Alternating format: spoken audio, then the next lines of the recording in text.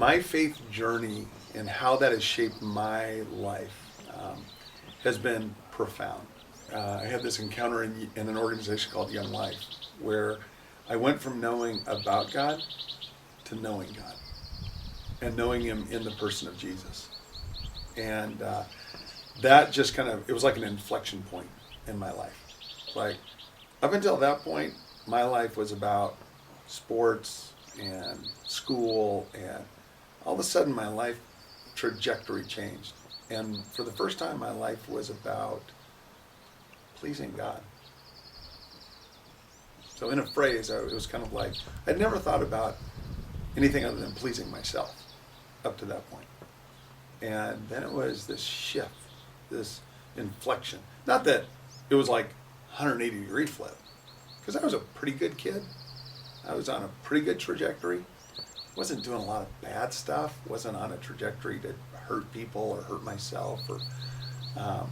But it still mainly was about pleasing me. And my decisions were all around what would benefit me, what would please me. And all of a sudden there was this new idea of, wow, I've been made for something more. It wasn't about just pleasing myself. I guess for me, I always felt like there is a God. This is truth. What the Bible speaks is truth. And so it was really kind of maybe my junior, senior year in high school that I really was, I really had said, okay, I believe this, and I'm going to live this. And this is not my parents' faith. This is my faith. I believe this, and I want to draw closer to the Lord. I want to know Him in a deeper way. And so my own journey really began, I think, in high school, really kind of making a decision. Okay, I'm not just kind of going along with the flow. I'm making this decision. You know, the Christian faith is not something that's just, you know, you just like, you're not born into it as a family. It's really a personal decision. For myself, I had to decide, yes, I do believe that God loves me, that He sent His Son to die for me, and I'm going to place my trust in His Son, Jesus Christ. You're not just commonplace. You're unique.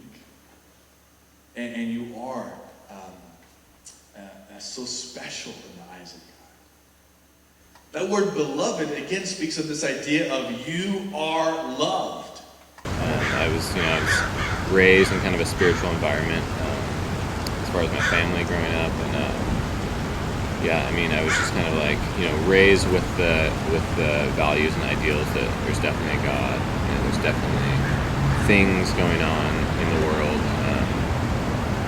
that don't involve our physical beings and that interact with our physical beings. And so, definitely it was, kind of taught that there's a spiritual world, if you will, that there's a God, that there's angels. So as far as the broad subject of spirituality, I definitely believe in it. So it's a big commitment.